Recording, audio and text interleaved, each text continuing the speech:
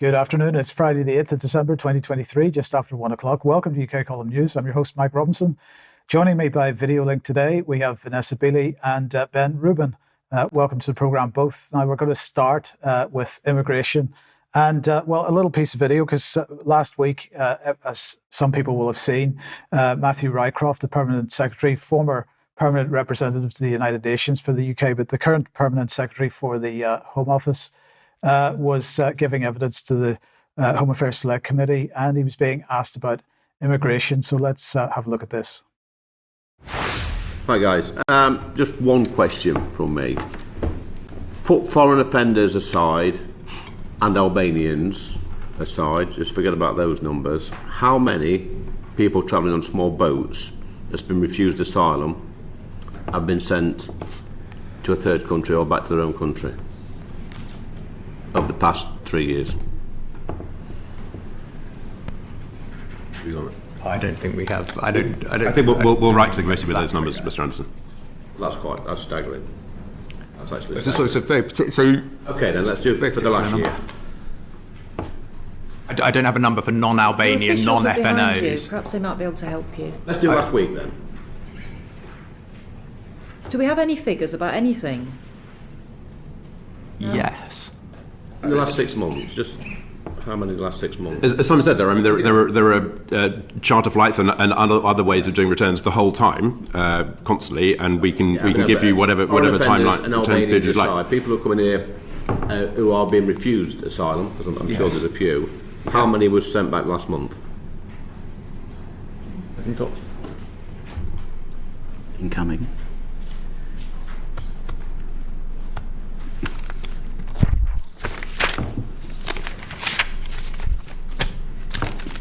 We'll write to you with those numbers, Mr. Anderson. I'm sorry, Chair, but I find it absolutely staggering that the big boss hasn't got a clue, not just on this question, but nearly every other question we've asked today. Why is that? We've got that. I think Mr. Ridley's looking for the numbers, and we will send them to you. Okay, that's me done, Chair. Thank you. So quite incredible. So he has now decided to write on a number of different issues, and if we bring this one on screen, this is about migration and the Rwanda deal in particular. So there's various information now coming out of Matthew Rycroft, because he was asked in that select committee about the cost of Rwanda and so on as well. So let's just have a quick look at this. He's saying here, at the evidence sessions on the 29th of November and the 4th of December, respectively, you and your committees asked me about payments the UK government had made to the government of Rwanda for the purposes of migration and economic development partnership. As I said then, the total the government paid in the financial year 22-23 was £140 million, bearing in mind that nobody has been sent to Rwanda yet, and of course, huge amounts of money have also been spent on the court case. But he went on to say, ministers have agreed that I can disclose now the payments so far in 23-24 financial year. There has been one payment of £100 million paid in April this year. In the 2024-2025 financial year, we anticipate another payment of 50 million as part of the ETIF, as agreed with the government of Rwanda. So that's something around £300 million in total so far, both in the past and this year, and then next year as well, for something that hasn't actually happened yet. This is, of course, the narrative that the UK government is pushing, and the focus is all on small boat arrivals. And as we showed on Wednesday's programme, that, of course, is the smallest proportion of people coming into the country. But they're saying that small boat arrivals are down by a third, that raids on illegal workers are up by nearly 70%. Of course, you can make a statement about being up by nearly 70% if you're basically not doing very much. Then adding a little bit appears to be a lot when you put it in terms of a percentage, and so on. And they're saying over 22,000 illegal migrants returned is what they're claiming. Now, Richard Littlejohn in the Mail was asking a question: why are our Tory MPs prioritising illegal migrants over British people? And I just wanted to highlight this. He's saying, so if it's safe for an English woman, he was talking about the fact that Rwanda is a great destination to go on holiday and so on, if you want to go for to see the wildlife. He says, so if it's safe for an English woman of a certain age, for Hart and Hilda from Hemel Hempstead and Hank and Hillary from Hot Springs, Arkansas, why is it unsafe for Kurdish gangsters and suspected Islamist terrorists who've entered Britain illegally? So that is, of course, the question, because if we look at the standard here, we've got to remember that Rwanda said a year ago or so that it could only bring 200 migrants from the UK under the deportation scheme. The original agreement was only for 1,000 migrants. So this is a huge amount of money to be spending on a program that could at best be dealing with 1,000 migrants, when they're saying that they have already, or the claim from the government is that they've already removed 22,000 illegal migrants from the country. So what's this really all about? And of course, we've got to look at it from this point of view as well. The BBC reporting that the Home Office had said more than 17,000 migrants from small boats are missing. So I'm just going to ask the question. I'm not saying this is the answer, but in the past, as I think Vanessa can confirm, migrants or people have been moved from country to country to take part in conflict. And if we're moving people that are viewed as being criminals or young men or of fighting age and so on into Rwanda, Vanessa, very briefly, at a time when we are looking at the Sahel becoming an increasingly radicalized area with increasing conflict right across the Sahel, this looks a bit like trafficking people into a country where you might want them to be used for a particular purpose. Yeah, absolutely. I mean, this is just exploitation of refugees to serve a purpose, to create more refugees. That's the bottom line, isn't it? Well, pursue a purpose in a region of the planet where you want to increase chaos, perhaps as well. Now, just sticking with the immigration issue, of course, one of the big immigration problems of the last decade or so has been grooming gangs. And GB News reporting here that the Rotherham abuse survivor who won the court case in March this year has now received the right to claim to force the sale of the rapist's home in order to claim her winnings from the court case. And this, of course, is a very positive development. But the point that we've been trying to make for quite some time, of course, is that the issue of grooming gangs is not wholly an immigration issue. It's much broader than that.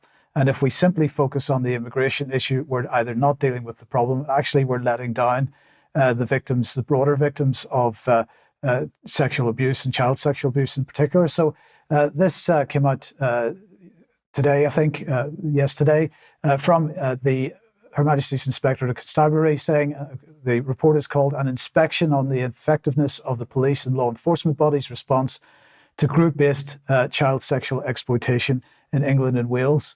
So what they're basically talking about here is the fact that it isn't possible to actually identify that any particular demographic is responsible for this. So what they're saying is that in towns such as Rotherham in South Yorkshire and Rochdale and Greater Manchester, the known offenders were predominantly of South Asian or Pakistani descent.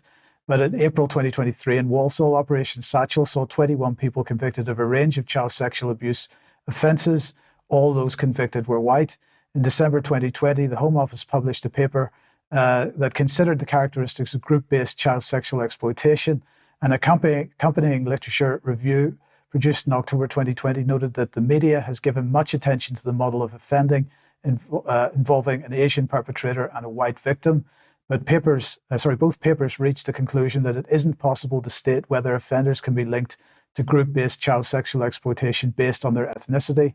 It also stated that it's likely that no one community or culture is uniquely predisposed to offending. So I'm not saying that any community should be given a pass on this by any means, just that the issue is much broader than just immigration and so on. So I just want to put this image up of the Common Purpose Effect from the UK Column website here.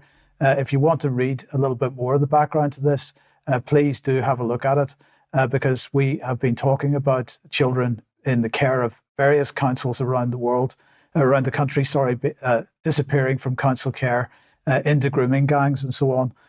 This is a much bigger issue than just the immigration issue. So let's move on from there. Vanessa, welcome to the programme. Let's have a look at what's going on in Gaza and particularly UK involvement.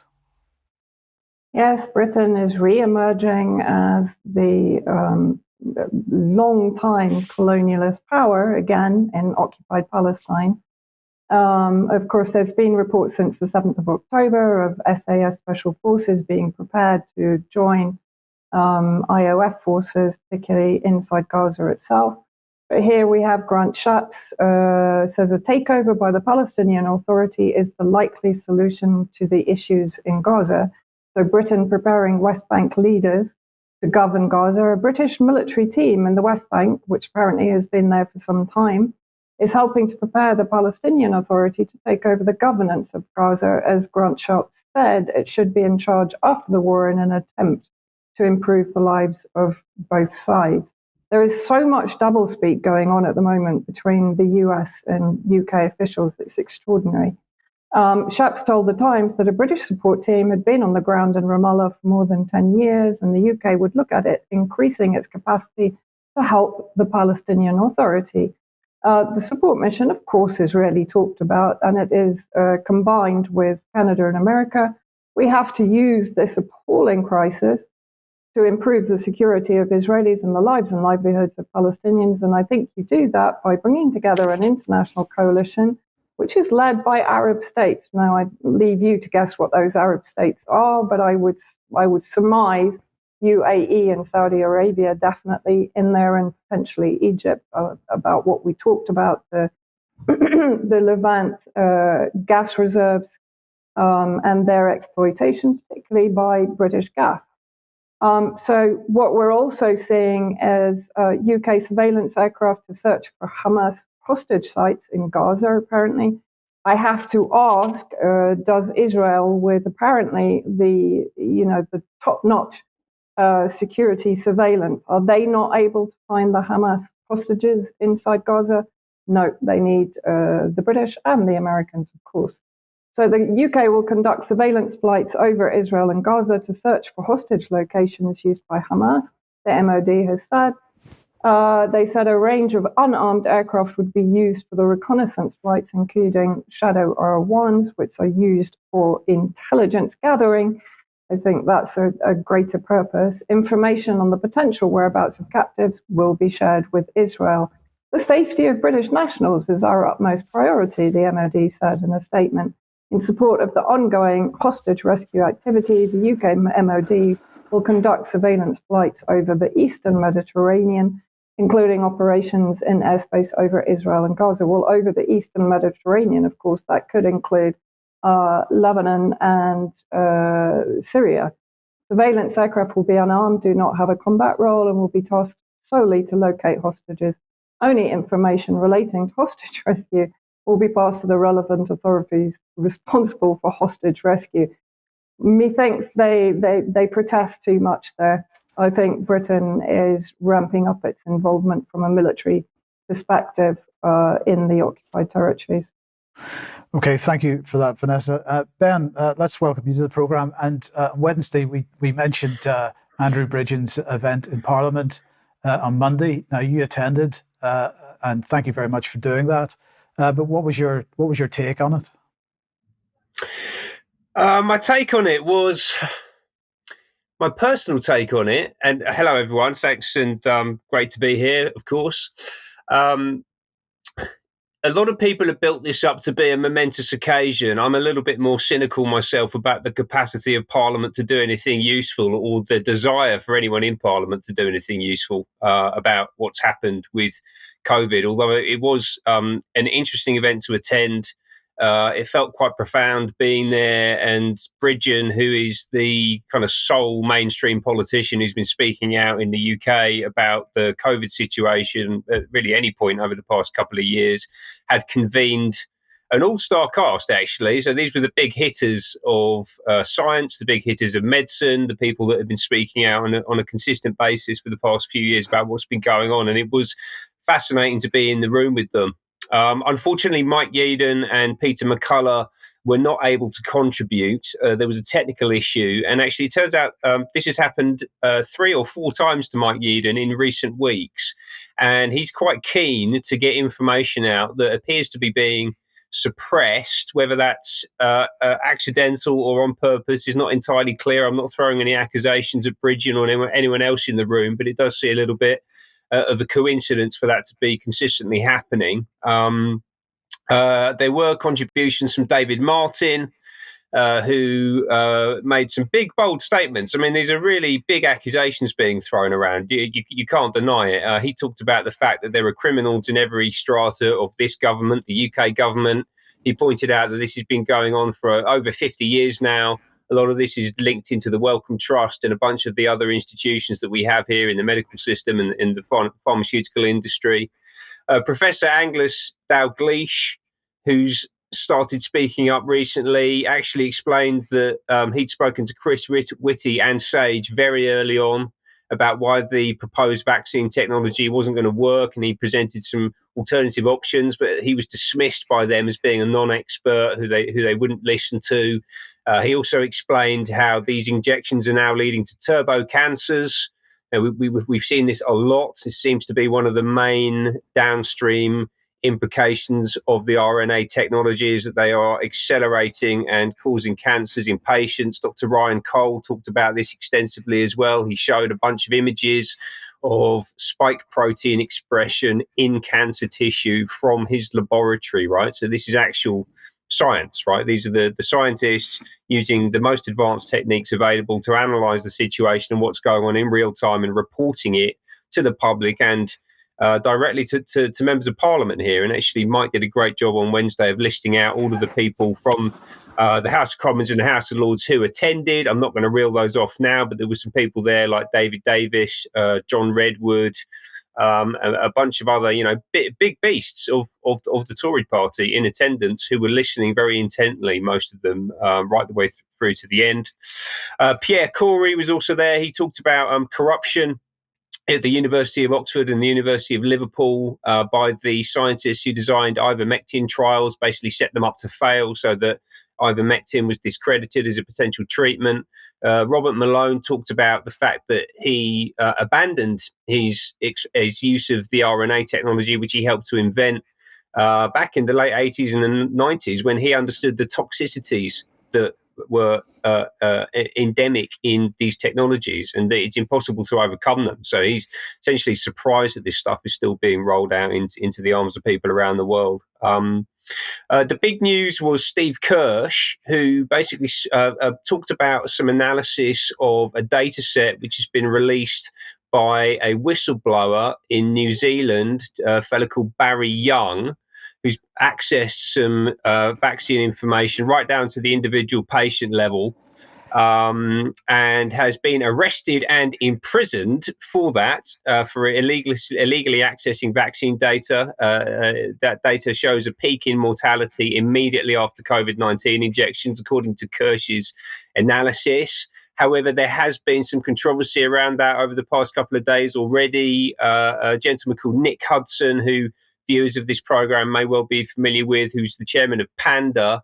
He received the data, was able to ask questions about it, and his conclusion, their group's conclusion, was that very little could be concluded from the data. So this has been presented by Kirsch at Bridgen's event as some kind of slam dunk, but Nick Hudson and various other people are actually calling this into question, and it would be an extraordinary own goal if it does turn out that this data is unreliable and Bridgen has presented this as some kind of smoking gun to Parliament, essentially. But obviously, none of this is really new. I mean, even the stuff that Kirsch was talking about, we already know about all of this, right? So Heart Group, who I spoke about these numbers a few weeks ago on the news, so I won't go into them in too much detail, but Heart Group, the health advisory and recovery team, have already demonstrated in excess of 80,000 deaths up until January this year.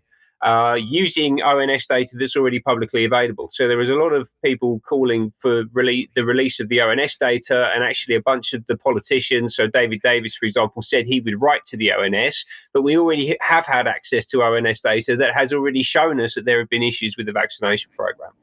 Another view on this, I think this is really the most compelling visualization of what has happened here that I've come across, is this, again from Hart, which basically shows, and you should screen grab this and go and have a look at it later on, the darker red and black sections further down the chart show a huge increase in excess deaths, especially in younger ages from mid-2021 onwards, which is completely aligned to the COVID vaccination program. Again, this is all public domain, and it's already been shared with MPs.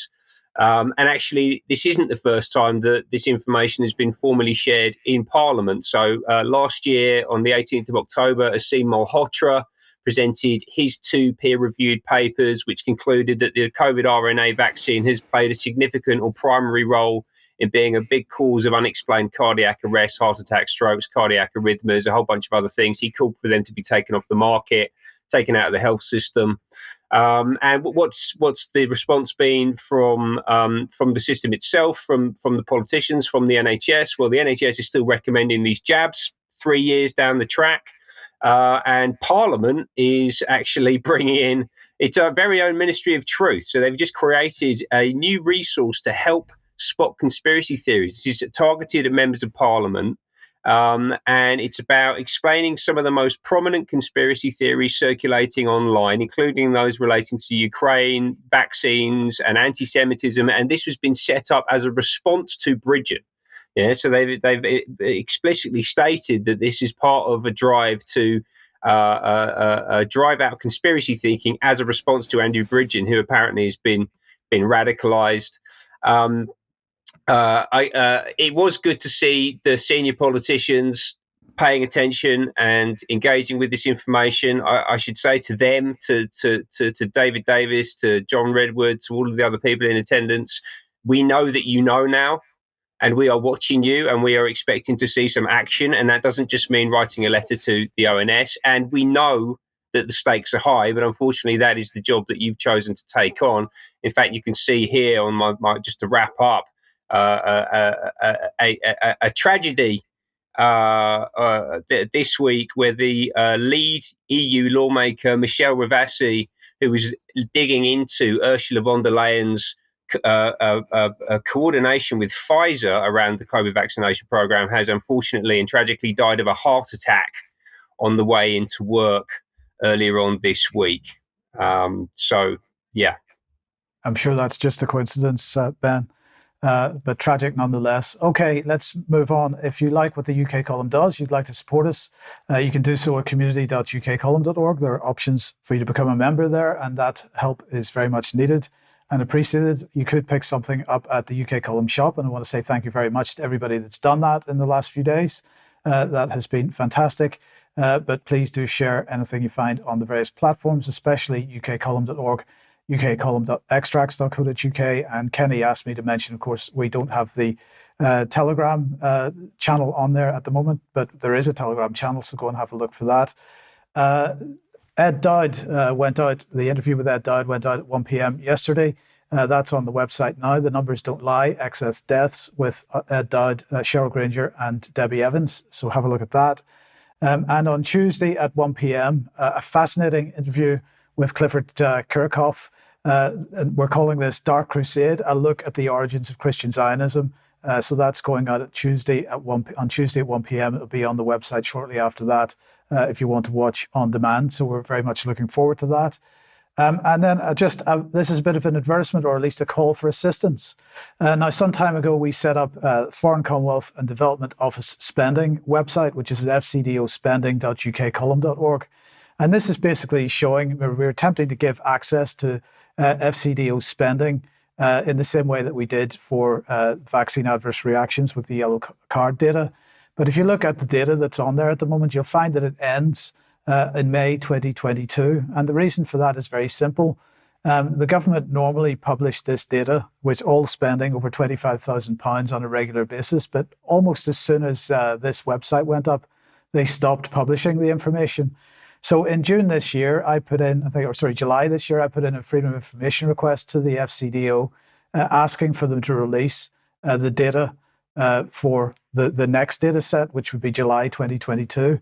And they refused that request on the basis that there's an exemption under the Freedom of Information Act if any data is earmarked for future publication. Now, of course, in the meantime, they have not published the information and they don't look like they're publishing it anytime soon. So I would like to ask everybody at this point to cut out this little segment from today's UK Column News, send it to your MP and ask for questions to be asked, ask for some pressure to be put on. This information is important. We want to know where the FCDO is spending their money and it should be in the public record. So please do start putting some pressure on in the right places in order to get that published. Okay, now, Ben, let's go to Israel and, Chatham House, first of all.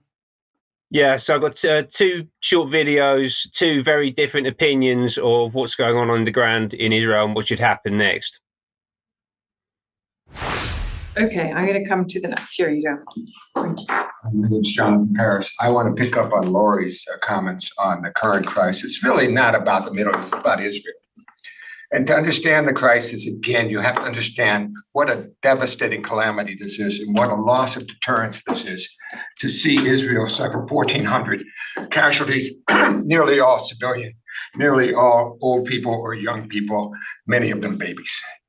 To restore that deterrence will require certain actions by Israel. The United States understands that. So when you say the United States is saying yes, but, I think the Israeli answer will be, well, we'd like you to support us and we will do what we can. We'll delay this, but we will do what's necessary to restore our deterrence because Hezbollah will or will not enter the war, not because of US warships, but because they will be afraid that what's going to happen to Hamas will happen to them, as it did in 2006. In other words, they're more afraid of real Israeli power unleashing real damage to Lebanon than they are of these theoretical warships that may or may not be used. So that's point number one. Israel will go it alone without Biden if they have to.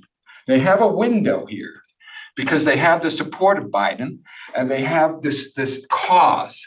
And they've paid, as Amos Yavin says, they've already paid the price. So when you say it's too much of a price to go into Gaza because you lose all those soldiers, they've already paid the price. So they're going to move, I think, to restore the deterrence. So how do you restore deterrence? That's my question. It's so difficult. When you lose something so valuable, how do you get it back? Will it take just this war, or will it take a series of war, or will ultimately take, escalating until they really defang the Iranian nuclear program, which is, I think, the end goal of Israel right now.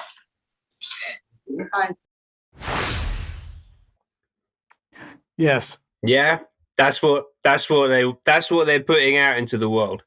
The body language and that statement were absolutely remarkable. That was at Chatham House in the past couple of weeks, a discussion about the staying power of American power. That's what it was called. And that's essentially what we're being asked to line up behind. Unquestioningly, they want a war. They want their deterrence back. They've already paid the price. Fascinating terminology there. And ultimately, with that gentleman, it sounds like he has some inside knowledge into what Israel are thinking. He wants a war with Iran, right? Now, a second interview or second video at the opposite end of the scale. Britain and America are tied together like intertwined knots with the Israeli state. And that is why they fear this demonstration today. Because us speaking out in Britain, one of the closest allies, and indeed the people who helped establish Israel in the first place, the Balfour Declaration and 1948. The British are directly intertwined with every element of the establishment of Israel and the maintenance of the tyranny of the Palestinian people. And if we stand up and we defeat the British government, then the Israeli government will surely fall. because Britain, America and Israel are the most closely intertwined states on earth. Sometimes in history, there are a few knots which have to be broken, Gordian knots that have to be broken in order to bring down the existing order in the world. And this is not, I say this to Tommy Robinson, this is nothing to do with Islam. Nothing to do even with the Muslims. Many Palestinians are Christians. Many Palestinians are atheists. And it's certainly not anti-Semitic, because the Palestinians are Semitic people. This is a tyranny. They have used Israel to tyrannize the people of the Middle East. And by the way, the governments of the Middle East, Egypt, and Syria, they are supporting Israel by their utter and total silence in the face of barbarity carried out against the Palestinian people. Amazing speaker there, Heiko Koo, talking about the knot that must be broken. And what is the knot? Yeah, it's that integration of the United States, the UK and the Israeli governments. How does that manifest? Well, we've already talked about it earlier this week. Mike talked on Wednesday about the Conservative Friends of Israel. We also have the Labour Friends of Israel. We have the fact that you can't say a single word about plans, obvious and advanced plans for one world governance without being accused of anti-Semitism. The blind commitment of our politicians of all parties to Israeli warmongering in Gaza. Boris Johnson, who's a war criminal, essentially, marching against anti-Semitism on the streets of London in the past couple of weeks. The UK Health Tech Advisory Board, which we've covered extensively. Debbie's talked about it in the past couple of weeks, the past month, which includes Nicole Junkerman on the board, who's deeply connected with Mossad. The prevalence of Israeli pharmaceuticals in the NHS supply chain, the fact that ARIA, which is the UK version of DARPA, is run by an American-Israeli citizen overseeing the use of £800 million of UK taxpayer money to invest in innovation and advanced technologies? Is it the fact that our universities have been infiltrated by Israeli secret agents? Is it the fact that McKinsey's London office, McKinsey, the global management consulting firm, their London office now actually oversees the UK and Israel? Those two entities, those two nations have been combined operationally by McKinsey, a fascinating development there. Is it the Balfour Declaration? Is it the fact that Lord Rothschild is sitting in the House of Lords? Is it all of these things that we're looking at? You know, I think Koo, like him or loathe him, I think he's a fascinating character, has got it bang on the money. The question really for all of us is what to do about it. Indeed. Vanessa, I just wanted to give you the opportunity to respond to that a little bit, because the one thing that I thought you should comment on was Heiko Koo's comment about Syria, support of Israel by their silence. I think that deserves a little bit of comment. Yeah, definitely. I would 100% disagree with that claim. One of the reasons that the war has been waged against Syria for 12 years is because of their long-term support for the Palestinian cause and their current releasing territory for the Palestinian factions to actually attack the Israeli settlements within Golan territories. And of course, the ongoing aggression that Syria suffers from Israel itself. I think yesterday we had an attack. So I would strongly disagree with the claim that Syria is silent on this. It's very far from silent. It's actually the longest term supplier of weapons to the Palestinian resistance. Okay, now let's move on to the US media coverage. I think this is what we're talking about here. Sorry, US lies at least. Yeah, so I just want to start off with this kind of chilling video from John Kirby that's been putting out a series of fairly chilling videos. But let's roll this one. It is not the Israeli Defense Forces strategy to kill innocent people. It's happening, I admit that. Each one's a tragedy, but it's not like the Israelis are sitting around every morning and saying, hey, How many more civilians can we kill today? Let's go bomb a school or a hospital or a residential building and cause civilian casualties. They're not doing that. They're trying to go after Hamas, and it's a very difficult task. When Hamas, oh by the way, in addition to deliberately slaughtering people, is deliberately hiding themselves in residential buildings, in hospitals, in tunnels, putting the innocent people of Gaza directly in the crossfire. Now you tell me, is that right? Just extraordinary when you consider that until today, in 61 days of aggression on Gaza, Israel has dropped 50,000 tons of explosives on civilians, almost exclusively on civilians. I mean, I'm yet to see any actual photographs of killed Hamas leadership. There are claims of them being killed. And then, of course, we've had this recent report, I think, in the last week from 972 Mag, which is an Israeli media outlet, which was picked up by Jonathan Cook, who lives in the occupied territories in the West Bank, Israel-Palestine war, how Israel has used an AI genocide program to obliterate Gaza. And according to whistleblowers, Israel is using an AI system to generate targets so fast based on inputs so broad that everyone in Gaza is effectively in the crosshairs. And it's far from surgical, as Jonathan Cook explains, or rather the very whistleblowers do explain to 972. The numbers increase from dozens of civilian deaths apparently permitted as collateral damage as part of an attack on a senior Hamas official in previous operations to hundreds of civilian deaths as collateral damage. A former military intelligence official said the policy was designed to make most of Gaza's infrastructure legitimate targets. Hamas is everywhere in Gaza. There's no building that does not have something of Hamas in it. So if you want to find a way to turn a high-rise into a target, you'll be able to do so. And even more chilling, I think, and people can go and read the 972 Mag original article. The goal, he observed, was to address a problem in earlier bombing campaigns against Gaza that the Israeli military quickly ran out of Hamas and Islamic Jihad targets that its human staff could identify. Of course, removing the ability of human staff to actually discern and perhaps discriminate between civilian targets and Hamas targets. A former intelligence officer told 972 that the Targets Administrative Division that runs gospel, again, we have these religious terms being brought in, as Netanyahu brought in the term Amalek, which entitles the Israelites to exterminate the Palestinians, had been turned into a mass assassination factory. Tens of thousands of people had been listed as junior Hamas operatives and were therefore treated as targets. I assume that means children. The officer added that the emphasis is on quantity and not on quality. A source who worked in the division added that most of Gospel's recommendations were being nodded through without meaningful scrutiny. We work quickly, and there is no time to delve deep into the target. The view is that we are judged according to how many targets we manage to generate. I mean, this is completely horrifying. And then, of course, on top of that, we have US approval for the IDF chief flooding Gaza tunnels with seawater is a good idea.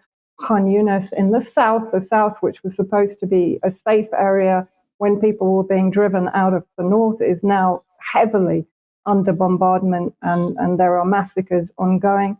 And of course, flooding the tunnels with seawater, it puts their own hostages at risk.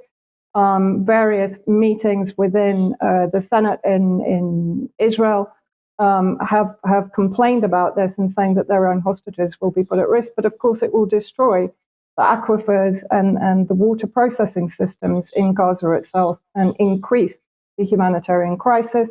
And then, of course, we have the ongoing violence in West Bank, not only against Palestinians, but also against Palestinian Jews, Orthodox Jews, that here were celebrating the release of their members from IOF conscription and were then beaten up by IOF and security members. This was in occupied Jerusalem. Okay, thank you. Now, David Cameron has been in the United States over the last couple of days. He's been doing all kinds of things with the US administration in order to generate more support for Ukraine is his aim. but he's turned his focus back on Russia. So let's just have a listen to this. Today I'm in Washington having meetings with my counterparts in the US administration, but I can also announce today that we are sanctioning 2 individuals connected to the Russian intelligence agency, the FSB, for trying to interfere in our democracy. We've always known that Russia tries to do this, but today we're taking the extra step of issuing those sanctions and naming the individuals. This is unacceptable behavior. This is something that shouldn't take place, and so we're naming the individuals to call Russia out to say we know what you're doing and it has to stop. So here we are, we're back in Russiagate again, and Russiagate UK this time. Now, the government is claiming that this organisation, Star Blizzard, which is a Russian FSB cyber actor, according to the National Cybersecurity Center, is part of the problem here. They're saying that they've exposed a series of attempts by this organization to target high-profile individuals and entities through cyber operations. They're talking about judges, politicians, and a whole bunch of others in an effort to undermine our democracy. So targeting, including spear phishing of parliamentarians from multiple political parties from at least 2015 through to this year. The hack of the UK-US trade documents that were leaked ahead of the 2019 general election they're placing at the feet of these people. We're going to have a laugh at this one. The 2018 hack of the Institute for Statecraft, a UK think tank whose work included initiatives to defend democracy against disinformation. The more recent hack of the Institute for Statecraft's founder, Christopher Donnelly, whose account was compromised from December 2021, and the targeting of universities, journalists, public sector, non-government organisations, and other civil society organisations, many of whom play a key role in UK democracy. Now, I just want to choose one of those, which is the Institute for Statecraft and Chris Donnelly. If you want to find out more about that, have a look at this article and, in fact, a series of articles on the UK Column website. Of course, it was the UK Column that exclusively exposed the fact that Integrity Initiative was working from a derelict, half-demolished mill in Scotland, apparently. At least that was the address that they were using. But if you have a read at that article, Integrity Initiative, a look into the deep state, you get a clue of what I'm talking about here. I just want to bring some faces on screen, because who's been behind the whole Russiagate saga in the United States, but also in the UK? Christopher Steele, so-called former MI6 agent. He produced the Trump dossier. Stephen Halper, who's been linked with CIA, FBI, and MI6. Richard Dearlove, of course, the former head of MI6. Christopher Andrew, the official historian of MI5, all involved in pushing this narrative. And as far as the UK side goes, Christopher Steele, of course, himself, as we mentioned, involved in the Trump dossier, but also in the UK, the Russia report. He provided evidence for that, and also the Huawei dossier, and also the China report as well. So this is a cabal, a group of people within the UK that have been pushing an anti-Russian narrative for a couple of decades at the very least. Well, they were very embarrassed by the exposure of the Integrity Initiative, because that, of course, was showing that anti-Russian narratives being placed into the press through cooperative journalists and so on. This is an effort to drive public opinion towards accepting conflict with Russia, which is eventually going to become something significantly more than the kind of information hybrid war that we've got at the moment. Vanessa, let's come back to you and media malfeasance. Yes, so I first of all wanted to just start with a series of headlines and reports, particularly from the BBC and CNN. So first of all, what we're seeing happening very often recently is, for example, people are losing members of their families. There is no description of who has actually killed them. So this headline from the BBC, Israel, Gaza, again, that framing of the war as only Gaza. Londoner loses 42 family members. I looked at the article itself to see if within the article they said anything. In fact, they doubled down. A Palestinian woman who lost 42 relatives in a Gaza bomb strike has said she wants to bring her surviving loved ones to safety in London. So even within that sentence, they don't describe the bomb as coming from Israel. And then CNN, this was quite extraordinary. So the original headline that they put out, I mean, I'm laughing because it's just ridiculous. The video shows a man in military fatigues So not an IOF officer shooting mentally disabled Palestinian in the West Bank. The video is circulating if people want to watch it. They then changed the headline today, actually, when I went to find the article. Video shows Israeli soldier shooting mentally disabled Palestinian in West Bank. And Dr. Mads Gilbert, who was working as a surgeon in Gaza during the beginning or part of the ongoing aggression by Israel, he put out, which I've done regularly on X or Twitter. So he's saying basically the UN itself in its various flash reports, no names, not Israel. And this is a very worrying trend that we're seeing. And then, of course, what do we see? We see that the BBC will, on the other side, very quickly run with a report based on, I've read this article, and I have to say there is no photographic evidence. There is no hard evidence. There is just testimony, and we'll come on to that later. But they've run with the story, Hamas raped and mutilated women on the 7th of October, BBC hears. Interesting. So Max Blumenthal did an investigation, particularly on one of the photos that's on a separate website claiming to be one of the rape victims. It turned out that it was an earlier photo, earlier than the 7th of October, of a Kurdish fighter whose body had been defiled. That was on, I think, a Japanese website. You can go to Max's tweet to take a look at the two references that he makes there. But he also then writes a very good article in the last, I think yesterday, Scandal-Stained Israeli Rescue Group fuels October the 7th fabrications, including these rape reports. Now, interestingly, this group, let's have a look at who they are exactly. But I just want to point out, if you go to the website, if you Google Zaka Israel, it comes up as a search and rescue group. Now, I'm smiling, but of course, what does that remind me of? It reminds me of the White Helmets producing much of the propaganda to demonize and criminalize the Syrian government, including the alleged chemical weapon attacks that have been roundly debunked, including by OPCW inspectors themselves. So that immediately caught my interest. And then when we look at the propaganda that they're providing for example, the US State Department, for Joe Biden, Tony Blinken, for the BBC, for CNN, it was founded by a serial rapist known as the Haredi Jeffrey Epstein. Israeli ultra-Orthodox rescue group Zaka is responsible for some of the most obscene post-October the 7th atrocity fabrications, from beheaded babies to mass rape to a fetus cut from its mother, bearing in mind, of course, the terrorists that Israel backed in Syria did carry out these atrocities. Its rival, United Hatzalah, has spun out bogus tales of babies baked in ovens as it closes in on a 50 million fundraising goal. Then let's look further at who they are.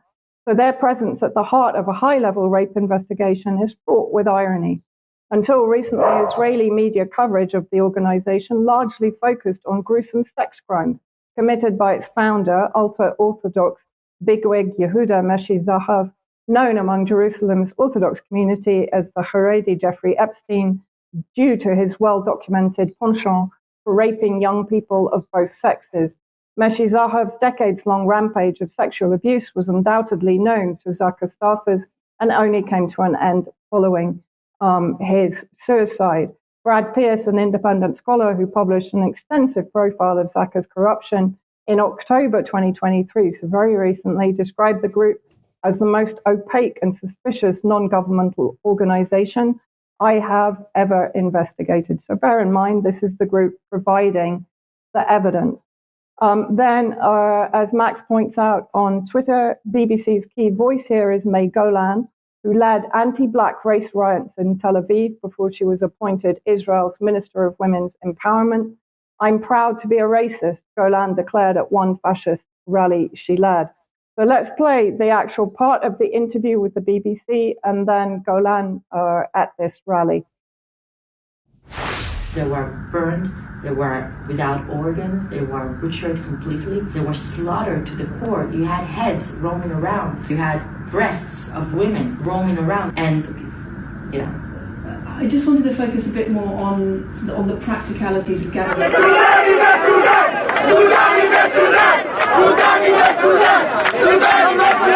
אני רואה חרא מחוץ לבית שלי, יריקות, פסיכופטים, אנשים שרק מחפשים איך לרצוח אותי בעיניים שלהם, אבל אף אחד לא מאמין לנו. אנחנו גזענים כדי לרצות לשמור על החיים שלנו ועל השפיות שלנו. אז אני גאה בלהיות גזענית,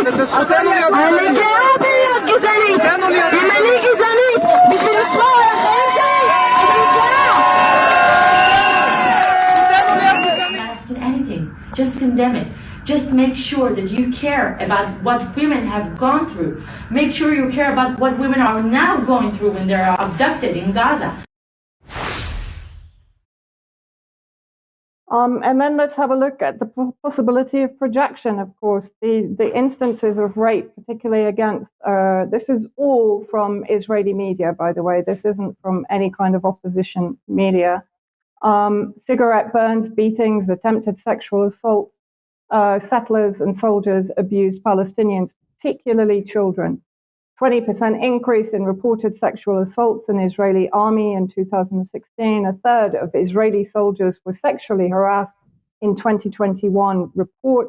We are all sexually harassed in the Israeli army almost on a daily basis. I don't have time to go into the specifics about particularly the child rape and abuse by the IOF forces against Palestinian child detainees, but it's available at the various NGOs that cover this type of thing, like DCI Palestine. Thank you, Vanessa. Right, let's come back to the UK and the Data Protection and Digital Information Bill. This is going through Parliament at the minute, and this is the House of Commons briefing. House of Commons Library briefing, sorry, if you want to go and have a look at this. It was published on the 17th of November. Just to make the point that this bill will, amongst other things include, by the way, the blanket sharing of all kinds of data about us as UK citizens with all kinds of companies around the world. This bill will establish a framework for the provision of digital verification services to enable digital identities to be used with the same confidence as paper documents. So I just very briefly wanted to mention that, of course, the UK government is determined that we all know that the government is not making digital identities mandatory. This is their claim. This legislation is not a step towards ID cards. Instead, we're setting robust standards to make private sector solutions protect privacy, boost security, enable greater access, and save time and money for individuals and businesses. And of course, part of what they said was that there would always be non-digital mechanisms for people to access government services, even if anybody was uncomfortable with using digital. So it's perhaps surprising then, I say that with irony and sarcasm all at the same time, that HMRC has now announced that just a few weeks before the deadline for self-assessment tax forms to be put in place, they are now shutting the helpline for just about everyone. So there will be no telephone option. You're going to have to go digital. And so my question then is, do we believe a word coming out of the mouths of the government with respect to the potential for mandatory digital ID in the not too distant future? Ben, let's come back to you now and Kenya. And you're going to start off with a UK column video. Not going to show any video, but I have referenced an interview from September on the column with a gentleman called Jusper Machogo, which gives some really good context to what I'm going to talk about today, really just to shine a light on what's happening in the Commonwealth more broadly, but Kenya specifically. In the interview, it was uncovered that essentially no one really cares about climate change. And this gentleman, by the way, is a farmer and an environmentalist and a former member of Greenpeace who was actually really interested in and invested in protecting the climate. But his view is that no one cares about it in Kenya. The locals are focused on feeding their families. He finds the UN narrative, which concentrates on famines and droughts, sustainable development goals and climate change, to not be of the interest of Africa and the Africans, and he sees the role of the UN, the IMF, the World Bank, and the World Economic Forum as not having the interests of Kenyans at heart. He actually perceives these supranational bodies as conduits along which pressure is applied to national governments to comply with the climate orthodoxy. And that is what we're seeing play out at mass scale. That's essentially what's happening at COP at the moment in Dubai, and the Commonwealth is being used as a way to promote this global agenda and also to test out a lot of these policies before they're implemented more broadly. There was a big event which took place in September, the Africa Climate Summit, which was essentially a precursor to COP. So this was the same policy agenda. The communique issued at the end of the summit parroted every single line that you could possibly think of, aligned to the UN strategy. A lot of this is about finance, actually, and I think that's a really interesting point to land on with this video here from Simon Steele, the guy leading COP, for us to understand what this is really about. Finance is the great enabler for climate action. We need to get away from the notion that funding for developing countries is charity or development aid. As long as we think of climate funding this way, it remains vulnerable. It can be cut as soon as domestic political considerations dictate it. We need to see investing in climate mitigation and adaptation everywhere as enlightened self-interest. Yeah, money, money, money, money. That's what it's all about. And actually, Steele himself is from Grenada, which is also part of the Commonwealth. So actually, the former British Empire essentially is being used as a way to coordinate this. It's, you know, when you dig into it, that's actually a lot of what's happening on the ground here. And that video that we just watched reminded me of another video, which we're going to play now from Julian Assange. Because the goal is not to completely subjugate Afghanistan. The goal is to use Afghanistan to wash money out of the tax bases of the United States, out of the tax bases of European countries, through Afghanistan and back into the hands of a transnational security elite. That is the goal, i.e. the goal is to have an endless war, not a successful war. So obviously Assange there talking about the war on terror, but what effectively we have in front of us now is a war on climate change, an endless war on climate change.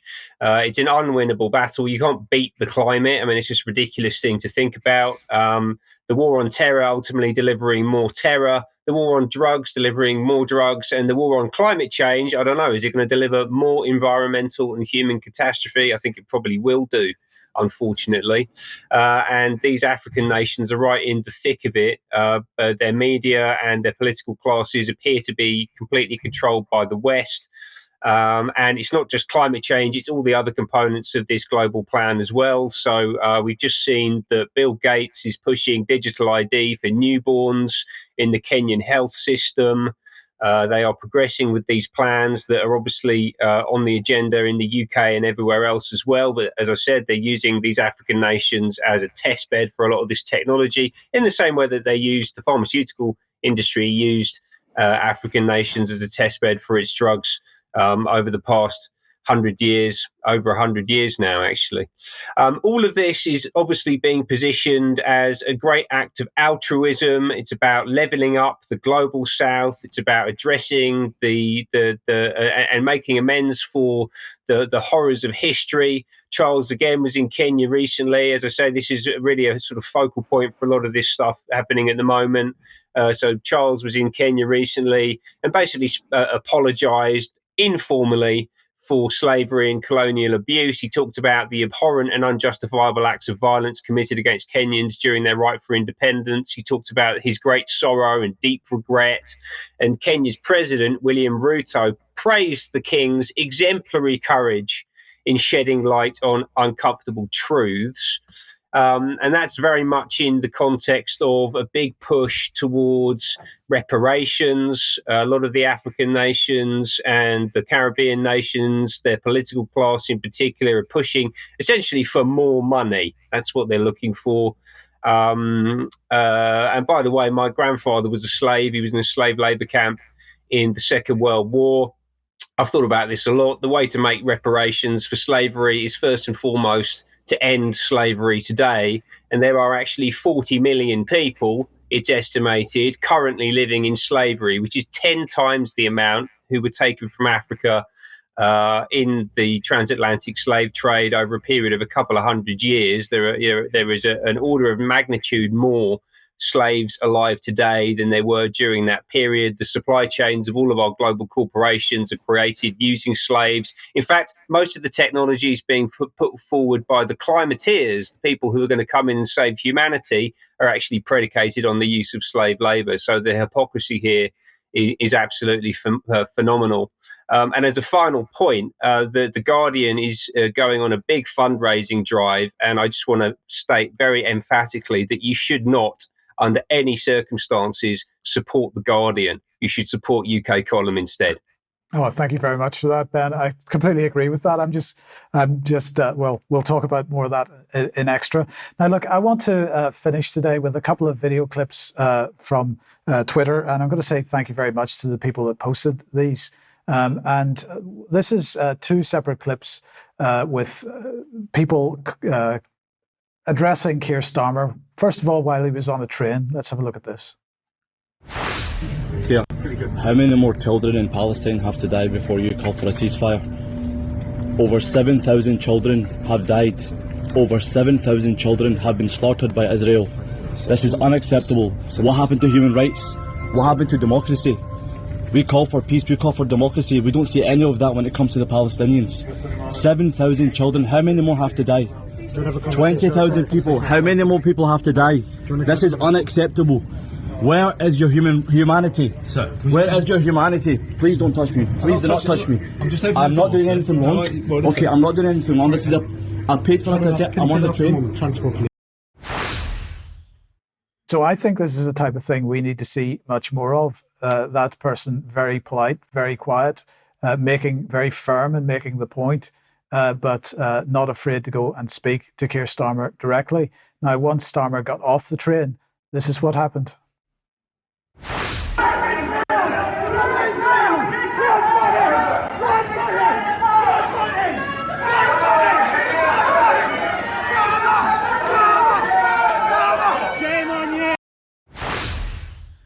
Now, okay, that was a bit more boisterous, but nonetheless, he was not at any personal risk and certainly surrounded by plenty of heavies.